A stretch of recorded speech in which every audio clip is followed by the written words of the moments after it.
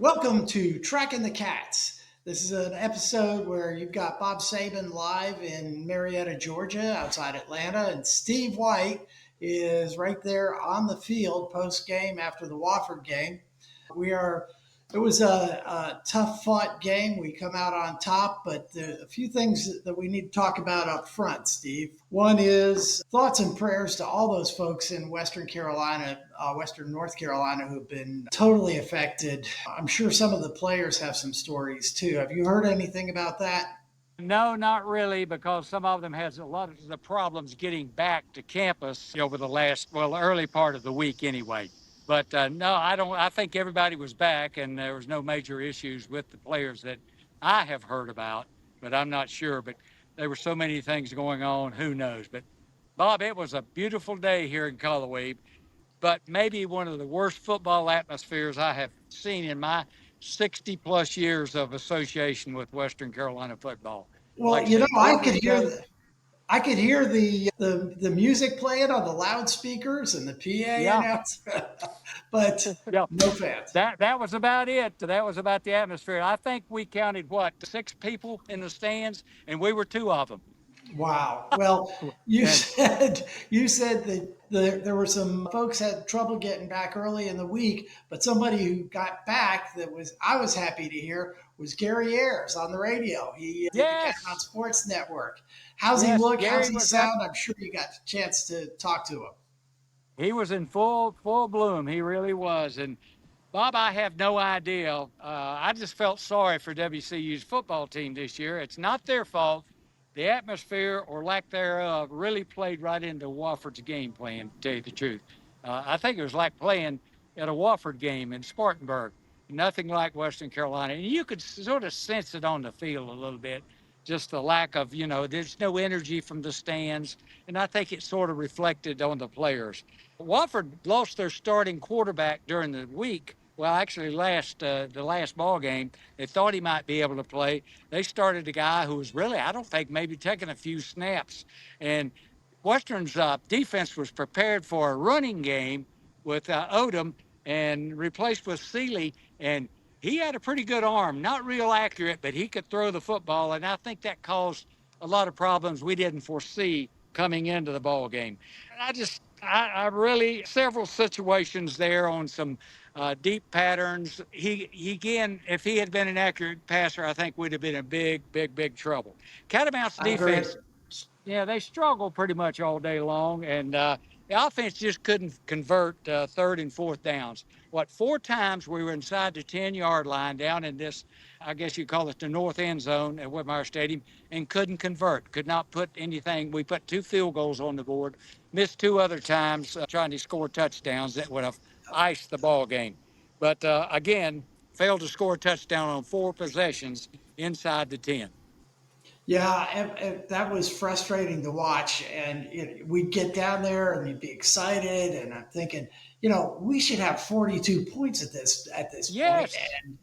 Yeah, and it showed in the final stats, the final yardage. We really, particularly in the second half, we took off. We had 476 total yards to their 355. We had 257 passing yards to their 216, 219 rushing yards to their 139. Like you said, it was more of a passing game for them.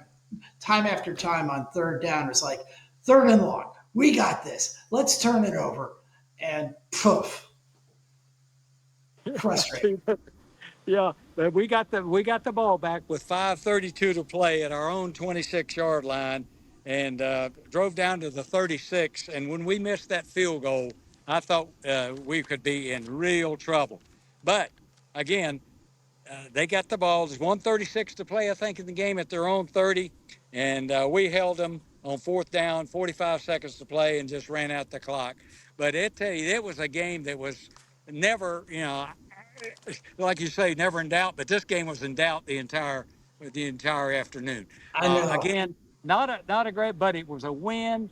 And we've got the Citadel next week. Even though I think they beat Furman, didn't they? As far as I Actually, can see, no. they were Furman leading. came back. They took a Did they? touchdown away from Citadel in the fourth quarter, and Furman came back and won. I'm not exactly sure what the score was, but yeah, they came out on top just in the last minute. And so, although at this minute, Chattanooga and East Tennessee are tied up 3-3, I think early in the fourth quarter or late in the third quarter. Yeah, yeah, that's interesting. But getting the Citadel here at home, hopefully, we'll have some kind of atmosphere. Hopefully, that the people in charge of our university will step up and say, "Hey, football's important at Western Carolina University, and there's no reason why not to hold a game on this campus. There's absolutely nothing in Cullowhee as far as destruction is concerned. It's just I understand what's at Haywood County and other places are going on, but this would bring the community together. Could be a great public relations ploy for Western Carolina to come in here and bring trucks, or they could bring food in for the relief effort, and there are other things. But I think it's very important to get the stadium back open for our fans next Saturday for the Citadel game. Then we go down to Furman, which looks to me like is beatable this year on Yeah. their home field. Yeah. So things could really turn around over the next couple of weeks. We hope. Well, and to your point about getting folks back in Cullowhee, I know everybody's talking about it and hoping for that. Kudos to the folks at East Tennessee who made a big deal out of getting Oh their yes, fans to bring supplies and relief things for their game against Chattanooga this week. They do have more resources in town. They got more hotel rooms for their people, but they've got Unicoi County right next door. They've got Carter right, County yeah, that's been 10 miles hard hit. away, 10 miles away. Both those Yeah. places have been real hard hit, and we wish them the best and hope that they get back on their feet. Yeah. And Bob, it could be a real positive thing to get back. And even though we're not going to have students on campus for the next 2 weeks, we could still get the community could really get involved in this effort. And I think it's just a plus. I hope that our people in charge of the university step up this week and make the right decision. And if that happens, it wouldn't surprise me. The student participation's been pretty good. I would think, hopefully, we could get 1 or 2 thousand students from the area back in this stadium next weekend, Oh, and to be there's probably 3 or 4 thousand good still atmosphere. here on Yeah. campus and in the apartments adjacent, well, within a mile of campus.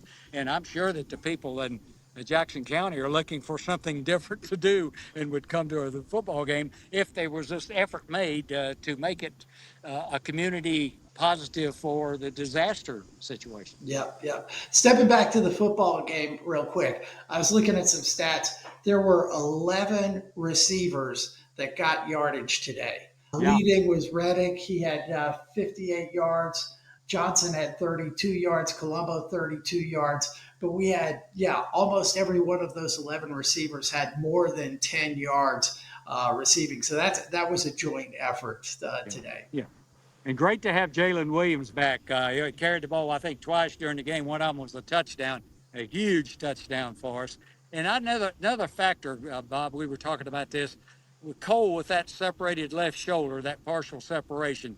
It really, I think, affected our offense a little bit. There was times when he would scramble with the ball in a normal situation when the receivers were covered out in a flat and pick up first downs. But I think he was very hesitant, and he probably had orders not to do that today, except for one time in the ball game when he had that huge run that he had in the fourth quarter. Well, But I think that was a factor today. Yeah. it scared me when I saw him go down at the end of the first half, and he Yeah. walked off the stage with his holding his left arm. I was like, oh man, this is like back in Montana where he got hurt. Right. So Exactly. he actually had 65 yards rushing today. Yeah. He was our Yeah. second leading rusher, Branson Adams with 84. So, yeah, we had a pretty good team effort today. I Yeah. just wish we'd been able to put more points on the board, and breaking through that red zone would have meant it. I mean, it shows in the stats. We had a lot more first downs than they did. I think it was like 25 to 18 or something. So, yeah, it was our game. I just would have liked for it to showed in the score as well. Yeah. I'm sure there's going to be a big emphasis this week, work on third down situations inside the 10-yard line, converting those and coming up with something a little more creative. I'm just not sure, but I think a cold shoulder had a lot to do with that. I really think that. Yeah, I agree. Well, thanks to, oh, one other thing I wanted to point out today. Usually I'm not happy. A lot of folks aren't happy with the SoCon refs. However, I thought they did a really good job today. Nothing I could really complain about. Did you see anything one way or another, Steve?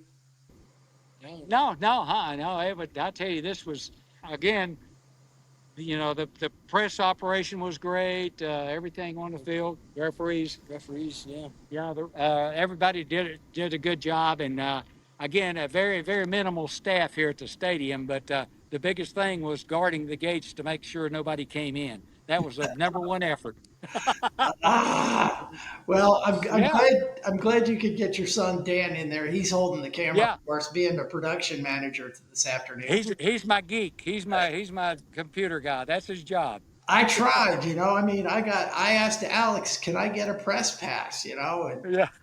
I couldn't come through. I was, ready to jump in the car as late as 10:30 this morning to get up there, but not going to But happen. hopefully next week things will change and we'll have people in the stands and the players can feed off of some of the energy that we're going to have. And after a clutch win like we had today, that could make a big difference. Yep, yep. Well, again, I was talking to my wife before the game and all through the week, as a matter of fact, and she and I met in Asheville off of Merriman Avenue there 45 years ago, I think it was. Yes, in 79. And so we think a lot about the folks in Buncombe County. I mean, Swananoa, Right. Black Mountain, just It's really a it's a it's a terrible situation down there right now, and there's never been anything quite like it, and it's going to be a long recovery. One thing we probably don't have to worry about now, Bob, is the redoing 107 between Silva and Cullowhee. I think that's probably going to be 2 years later because they're going to have to spend all their money fixing the other roads, the yeah, infrastructure in western North Carolina. DOT is going to be busy there for sure. I I wasn't looking forward to that construction on 107. Well, it's going to happen sooner or later, but maybe after our time around here, huh? Right. Okay. All right. Well, let's wrap things up. Say thanks to Stanberry Insurance with 3 locations, Silva, Waynesville, and Cashers, that sponsors our podcast, covers our costs. We really appreciate them. Feel free to give a call to Kevin at Stanberry Insurance. Steve White in Cullowhee. Thank you so much, Whitey. We Thank. appreciate your time. Bob Sabin signing off for Tracking the Cats. We'll see you all again either next week or the week after. All right, and go Cats. Go Catamounts.